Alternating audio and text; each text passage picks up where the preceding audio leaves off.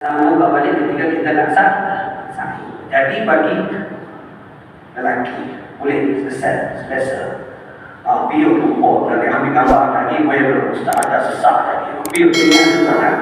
Jadi pasti bahaya tu benar guys.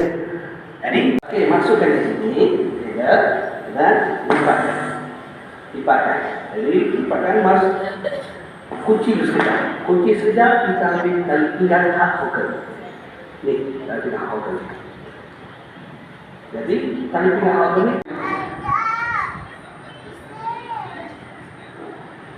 Jadi, semangat sikit. Kadang-kadang, tapi tak semuanya stress sikit. Bahawa besar sangat dia mungkin lah. Dalam PJK satu kalau dia invested dia. Tapi tak tahu tetap di mana? Itibat seluruh mana? Kiri ke kanan? Kiri ke kanan? Orang pun tengok, sakit dia balik. Macam mana Ustaz ada tadi? Confirm juga. Dah tahu dah. Buka balik ketika kita nak sahih. Jadi bagi lelaki boleh selesa. Biar lupa lagi ambil gambar lagi, boleh Ustaz ada sesak lagi. Biar dengan sesak. Jadi pasti bahaya tu benar dia. Jadi sampai makin dua jadi buat exposure, expander, semua berubah. Pastikan.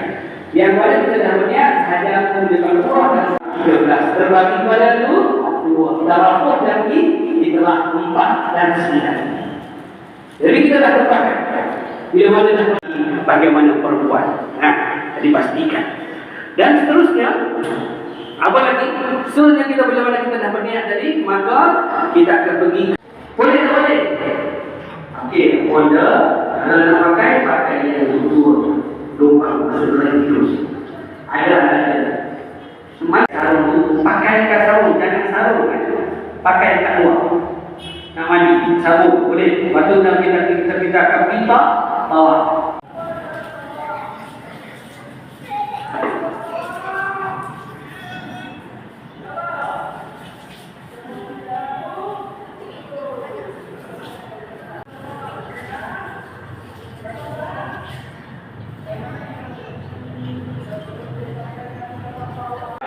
Kita disunatkan bukan dalam hijab.